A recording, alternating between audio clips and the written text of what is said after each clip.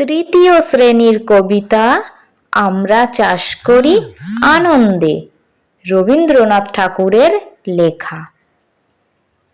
আমরা চাষ করি আনন্দে, মাঠে মাঠে বেলা কাটে, সকাল হতে সন্ধে।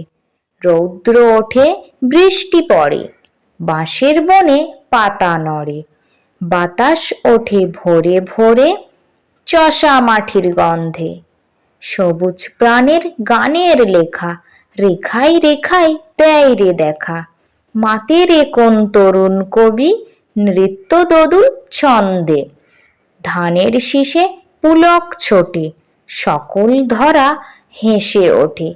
অঘ্রাণেরই সোনার রোদে, পূর্ণিমারই চন্দ্রে। আচ্ছা, আমি আবারও একবার পড়ছি, তোমরা আমার সঙ্গে আবারও একবার পড়তে থাকো।